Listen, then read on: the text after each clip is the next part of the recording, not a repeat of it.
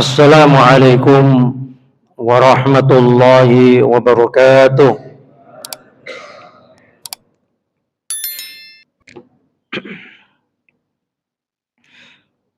Bismillahirrahmanirrahim. Alhamdulillahilladzi anzala sakinata ala qulubil mu'minin wa ja'ala dhiyaqa ala qulubil kafirin. Asyhadu an la ilaha illallah wahdahu la syarika lah wa asyhadu anna sayyidana Muhammadan abduhu wa rasuluhu as-sadiqul wa'dil amin. Allahumma salli wa sallim wa barik ala sayyidina Muhammadin al-mab'uts rahmatan lil alamin wa ala alihi wa sahbihi ajmain. La tadarni fardahu anta khairul warithin. Rabbi shrah li sadri wa yassir li amri wahlul 'uqdatam min lisani yafqahu qawli, amma ba'd.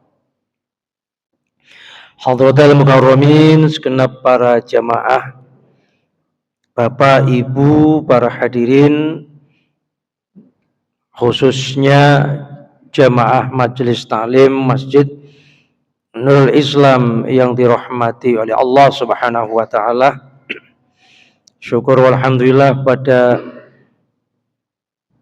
malam hari ini masih diberikan kesempatan nikmat oleh Allah, iman Islam sehat dan kesempatan bisa melaksanakan ketaatan dan ibadah kepada Allah, khususnya sholat jamaah maghrib, dilanjutkan silaturahim dengan membahas kajian bersama kitab yaitu Durratun Nasihin. Mudah-mudahan kehadiran kita mendapat ridha rahmat mauna Allah Subhanahu wa taala. Mari kita lanjutkan, yaitu halaman 152. Kelanjutan kemarin, yaitu bab tentang hari kiamat dan hisab, menjelaskan surat Al-Jasiyah ayat 27 sampai 28.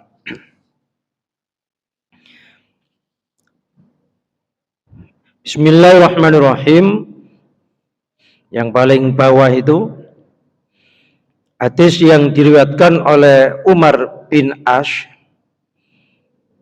bahwasanya beliau berkata, adalah Rasulullah Muhammad sallallahu alaihi wasallam bersabda, "Idza jama'allahul khalaik," apabila Allah nanti mengumpulkan seluruh makhluk, yakni di alam mahsyar, nada munadin, maka malaikat itu mengabsen, memanggil mereka-mereka yang dihisab itu. Perlu difahami dulu bahwa sebagaimana kemarin bahasan yang pernah kita bahas, bahwa seluruh manusia nanti akan dibangkitkan oleh Allah di alam mahsyar. Dan ketika dihisab itu ada yang sangat-sangat mudah, proses daripada hisab itu, dan ada yang hisabnya itu sangat-sangat sulit,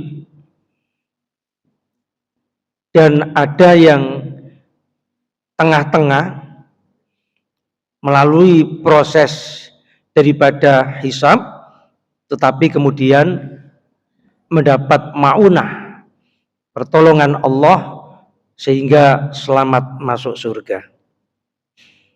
Lah ini diterangkan di sini ketika saat di padang mahsyar kemarin sudah dijelaskan di surat Al-Jasiyah bahwa mereka itu semuanya wataro kulla ummatin jathiyah, duduk sambil bersimpuh. Duduk bersimpuh mboten kaya panjenengan ngeten enak, enten sing sila, enten sing selonjoran, enten sing rodok meningkrang nggih, enten sing iftiros, tawarruk. Jathiyah itu duduk di mana lutut di tanah, kemudian bokong ditahan oleh kedua kaki. Jadi itu namanya bersimpuh. Ya. Jadi jathiyah itu duduk bersimpuh dalam keadaan ketakutan karena akan menghadapi pengadilan yang seadil-adilnya. Maka di situ dipanggil, aina ahlul fadl, mana di antara kalian yang tergolong orang-orang yang mendapat kemuliaan dari Allah. Qala fayakumu unasun wahum yashiruna surra'an ilal jannah. Lalu kemudian ada orang tiba-tiba berdiri bersegera untuk menuju ke surga. Fatatalaqahumul malaikah fayakuluna, maka kemudian malaikat itu menghadang, loh kenapa kamu untuk terburu-buru masuk ke surga langwong belum dihisab? Faman antum, siapa kamu? Fayakuluna nahnu ahlul fadl, maka kemudian orang-orang yang mengaku ahli fadl itu mengatakan kami ini adalah ahlul fadl, ahli kemuliaan.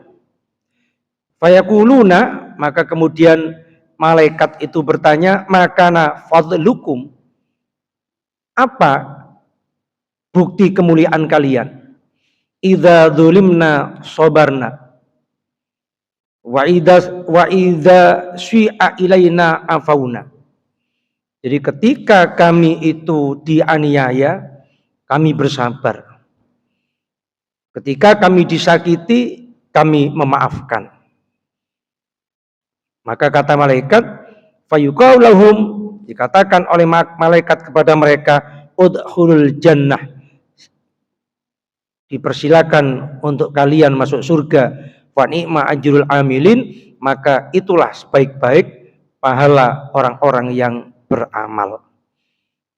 Jadi golongan yang nanti hisabnya dipermudah oleh Allah di alam mahsyar itu adalah orang yang pemaaf.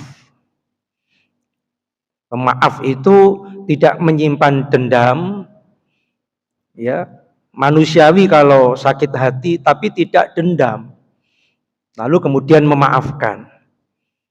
Karena sesungguhnya orang yang menyimpan dendam itu adalah merugikan dirinya sendiri. Ketika orang yang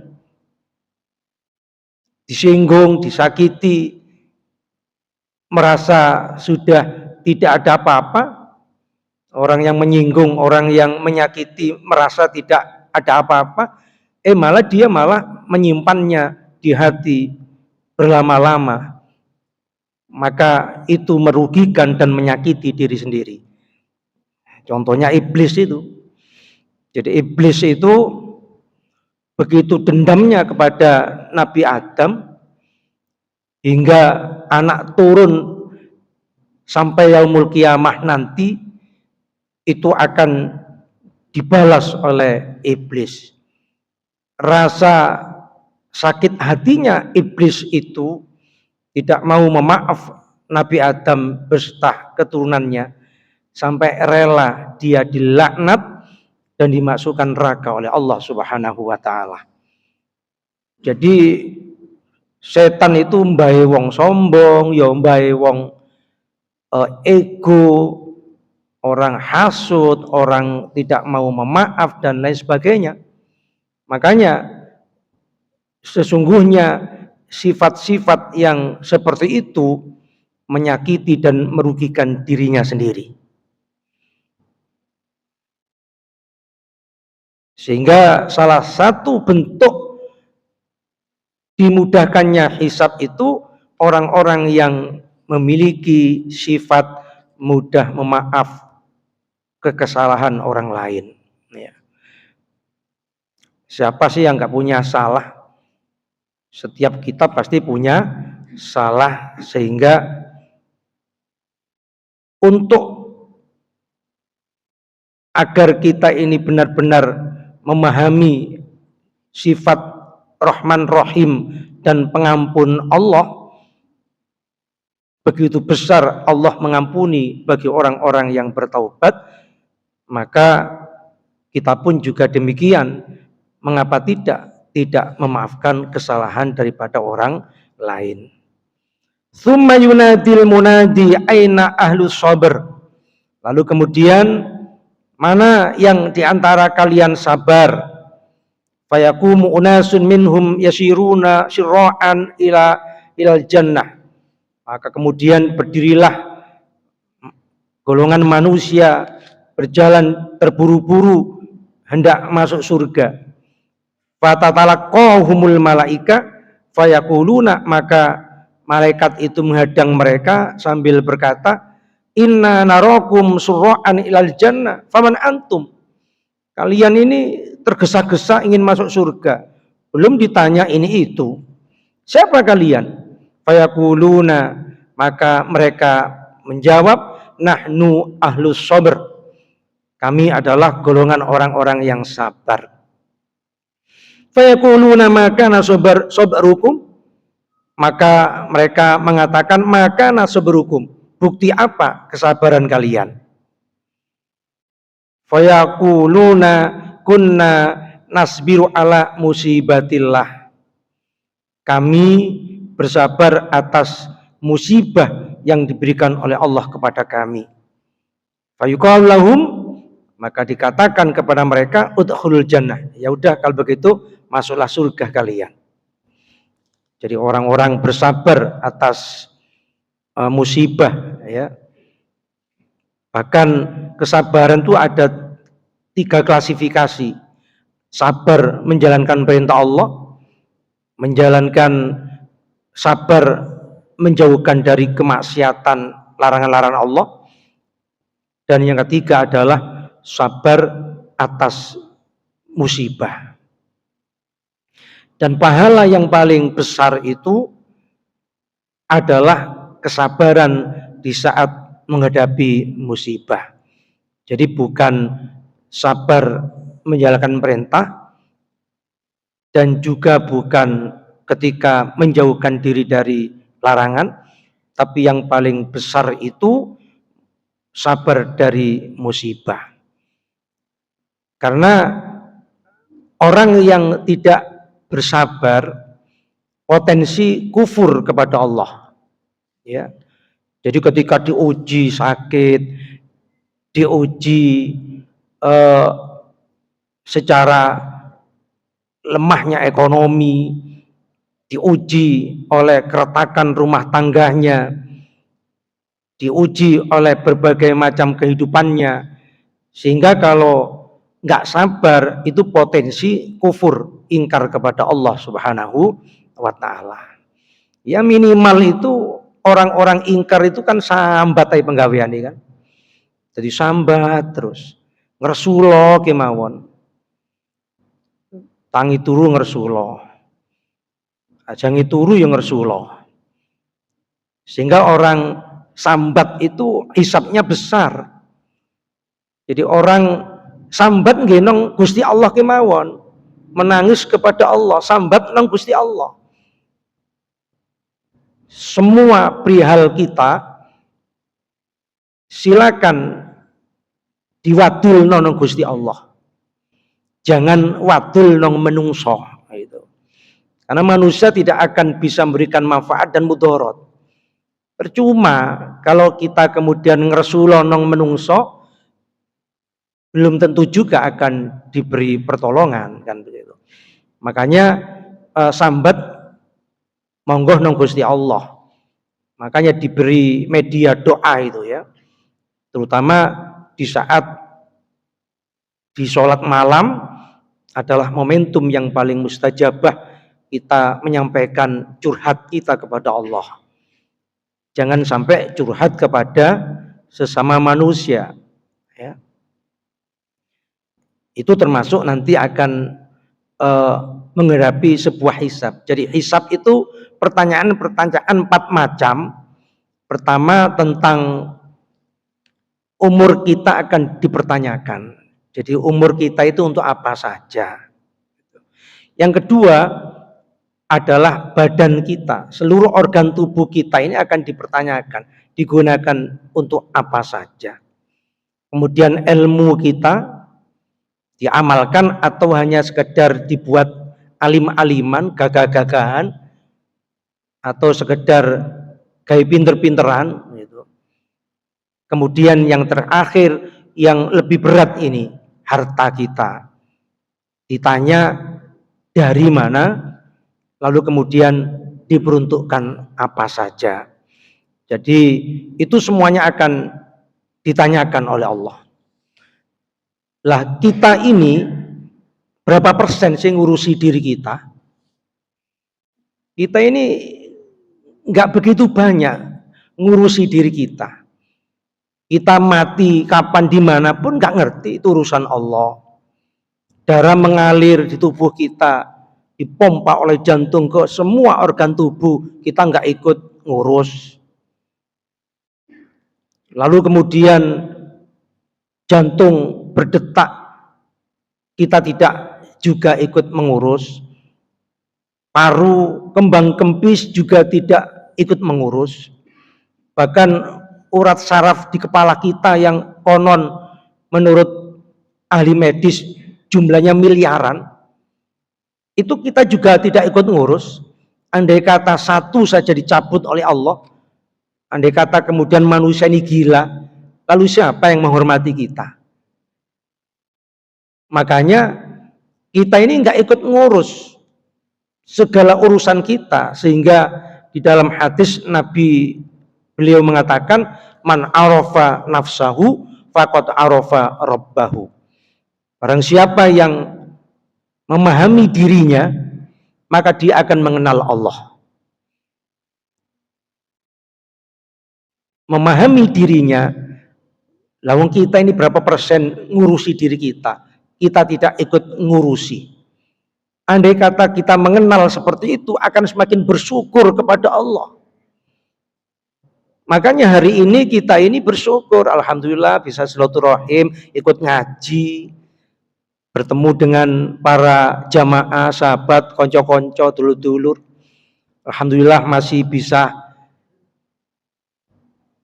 berkesempatan berzikir, iktikaf, sholat, masih bisa diberi kesempatan hidup, bisa makan, minum, punya uang dan lain sebagainya. Jadi yang kita syukuri ya hari ini. Karena sesungguhnya yang kita punya di bank, kan uang kita banyak di bank. Demikian pula baju di lemari. Mungkin punya rumah lebih dari satu, tanah lebih dari satu. Itu sesungguhnya belum milik kita. Belum milik kita. Kenapa belum milik kita? Karena belum kita gunakan. Bisa jadi itu milik anak, istri, atau mungkin orang lain. Kalau istri kita dinikahi oleh orang lain. Kalau kita almarhum. Jadi bukan milik kita. Milik kita ya hari ini. Sehingga nanti ketika nazak itu ya, datang, akan menjemput kita. Malaikat itu di dalam kitab Daqaiqul Akhbar diterangkan, malaikat itu datang, lalu kemudian menyampaikan informasi. Fulan, kalau perempuan ya fulanah, kalau bahasa orang Surabaya mungkin bro, gitu ya. Bro, rezeki sampean entek habis. Lu rumahnya ada Mas Ian, mobilnya masih terparkir di garasi, tanahnya masih banyak, uangnya di bank banyak juga. Tapi kenapa malaikat bilang rezeki sampean habis? Saya sudah mencarikan ke ujung bumi, barat, timur, di ujung langit nggak ada rezeki sampean. Ya udah, disinilah saja rezeki sampean sudah habis. Lu bayangkan, lamun duwe lu akeh nang bank, jare entek rezekinya. Rumahnya jurung kalong, gurung didol. Ya kok jek entek katanya malaikat.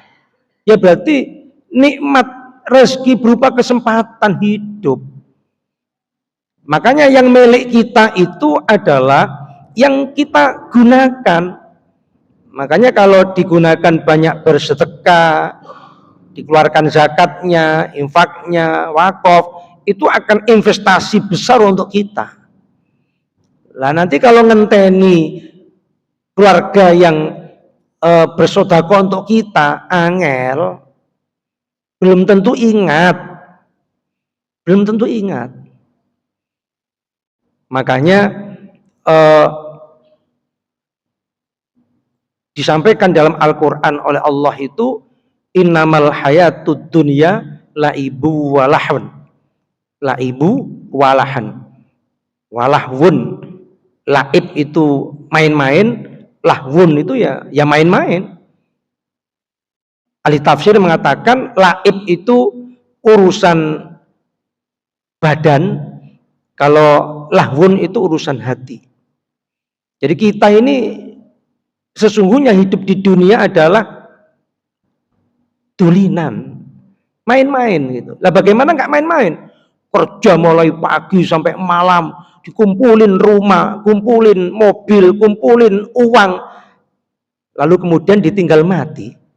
Semuanya nggak kita bawa, apa nggak dulinan namanya? Itu namanya main-main. Dunia ini begitu sebentar, ya. Sehingga seharusnya supaya kita nggak main-main, kalau tahu bahwa itu akan tidak kita bawa, kenapa tidak kita gunakan? Kok malah mengeluarkan zakat saja berat, untuk disodakokan berat. Nah, daripada nanti ditinggal, lah kenapa kita tidak gunakan sebaik-baiknya? Summa yunadi ainal mutahabbuna fillah. Lalu kemudian malaikat itu manggil-manggil lagi. Siapa yang di antara kalian saling mencintai satu dengan yang lain? Fayakumu unasun minhum yasiruna sura'an ilal jannah. Maka orang-orang itu sebagian di antara mereka terburu-buru ke surga. Ya kalau kita di absen tuh loh. Ya, kalau di absen tentu kan kalau di panti sini biasanya kalau santunan di panti itu, santunan di sini rombongan as-salafiyah berdiri kan, ya maju, kan gitu, lalu diberi satu persatu. Rombongan dari panti An-Nur maju, seperti itu gambarannya. Jadi dipanggil satu persatu, ayo mereka yang saling mencintai. Maka terburu-burulah mereka hendak ke surga. Faman antum, lah kami ini siapa? Fayaquluna nahnul mutahabbuna fillah. Kami ini adalah orang yang saling mencintai. Mencintai fillah, dalam agama Allah. Ya, dalam agama Allah. Jadi cinta bukan cinta nafsu, bukan cinta karena pemberian, bukan cinta karena hadiah, bukan cinta karena duniawiya, jabatan, tapi fillah. Di hadis ini digunakan huruf fi. Fi itu di dalam konteks semata karena Allah. Ya. Fayaquluna, maka malaikat itu bertanya, makana tahabbukum. Apa tanda kecintaan kalian satu dengan yang lain itu? Fayaquluna kunna natahabbu fillah. Kami itu saling mencintai ya karena Allah. Makanya umat Islam itu harus memperhatikan urusan sesama umat Islam. Peduli terhadap problem umat Islam. Itu namanya tahabbu fillah. Peduli terhadap masalah umat Islam, peduli terhadap problem umat Islam. Termasuk panjenengan berpikir kan, masjid ini bagaimana ya supaya syiar, ya tentu kan dipikirkan bersama, ya namanya amar ma'ruf nahi mungkar itu dipikirkan bersama, sehingga syiar itu diadakan pengajian seperti ini. Ini namanya tahabbu fillah. Jadi memiliki rasa cinta semata karena Allah. Panjenengan tuh nggak ada apa-apanya. Minum aja nggak diberi. Karena ada ngaji itu ada rombongnya biasanya. Soto lah, bakwan. Jenengan nggak ada ini. Karena Allah. Bukan karena bakso, bukan karena soto kan begitu. Juga bukan karena, kan ada biasanya diundang itu kalau ada amponya ya. Nah, kan begitu. Jangan tidak.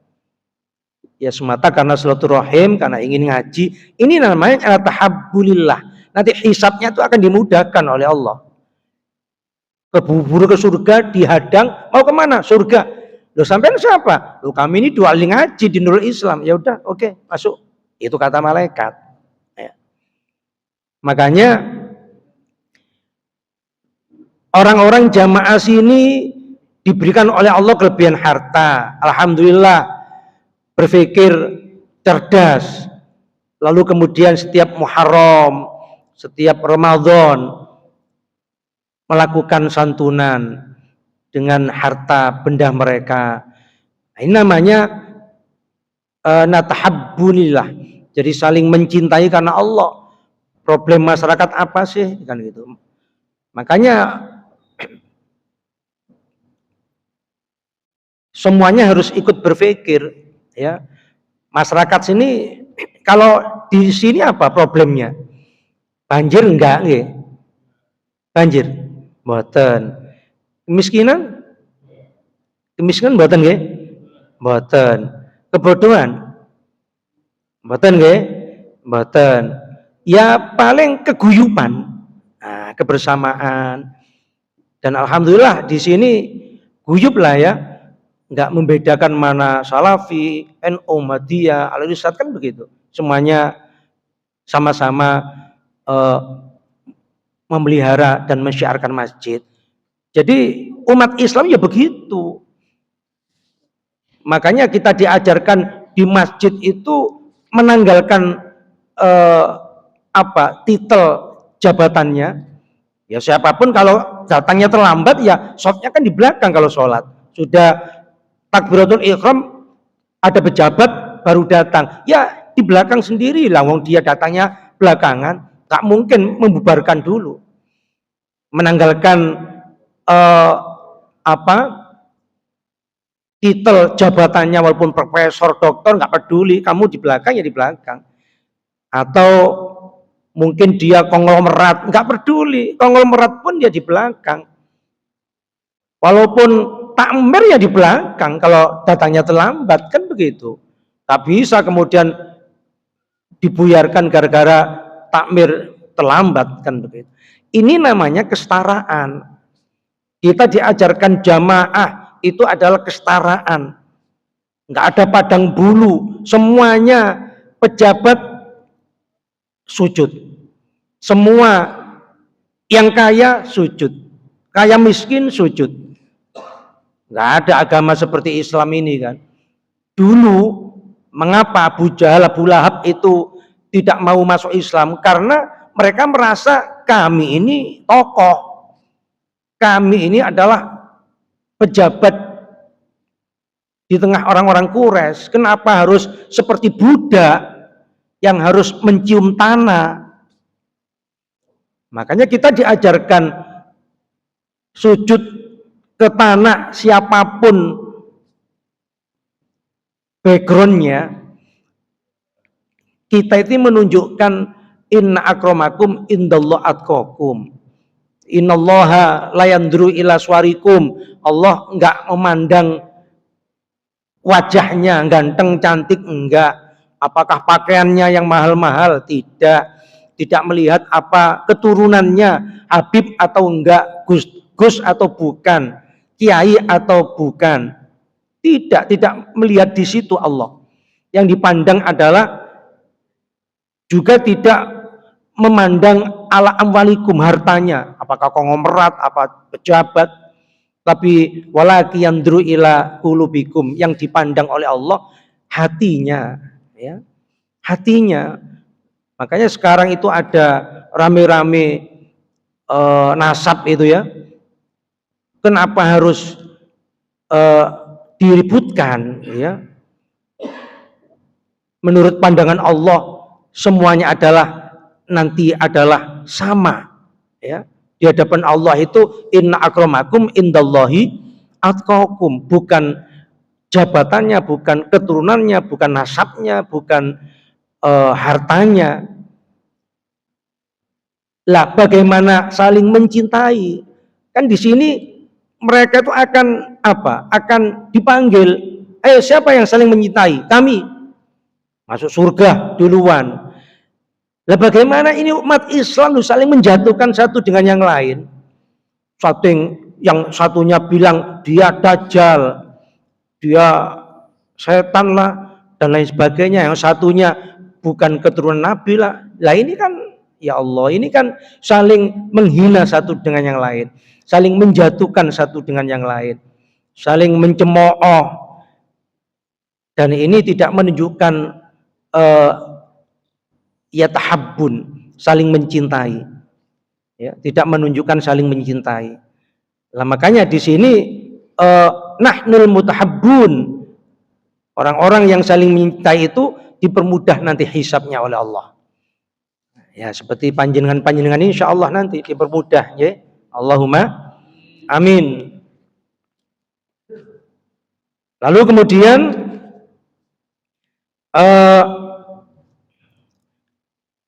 di sini di halaman 155 diterangkan oleh Syekh Al-Laqani, ya, Syekh Al-Laqani, beliau berpendapat bahwa beliau itu tidak menemukan satupun nas untuk hisabnya anak kecil, ya. Jadi anak kecil itu yang dimaksud yang belum balik.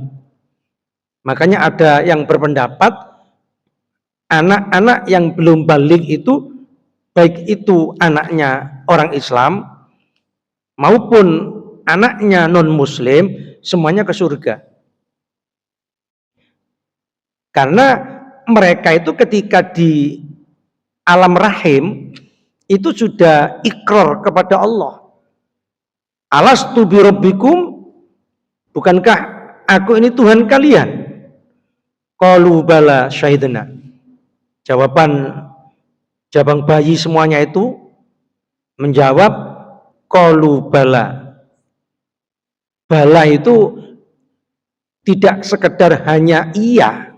Kalau engge itu bisa jadi enggak kepangge. Iya tapi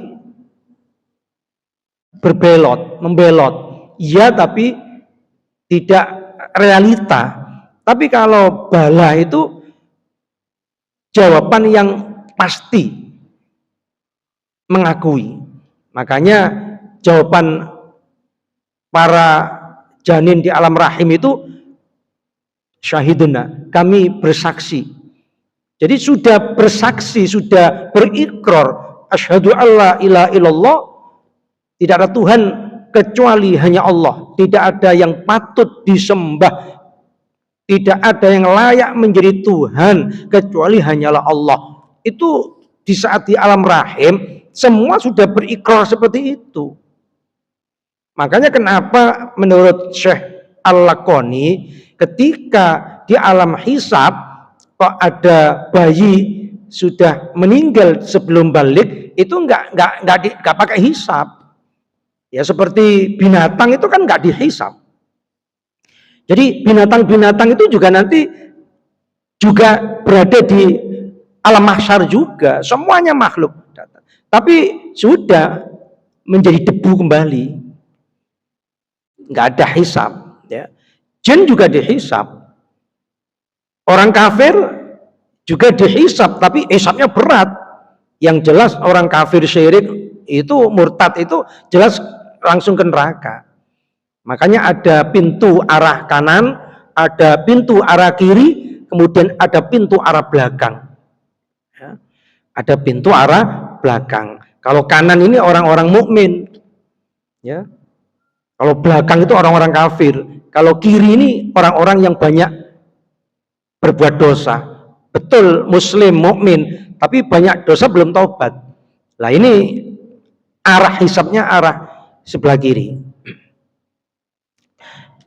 Jadi anak-anak kecil itu tidak dihisab karena langsung masuk surga. Beda pendapat Mu'tazilah. Kalau Mu'tazilah, ya walaupun anak kecil tapi anaknya non muslim mati sebelum balik, ya tetap tidak di surga katanya. Seperti orang gila apa itu tidak di surga, tapi bainal manzilatain, di tempat di antara surga dan neraka.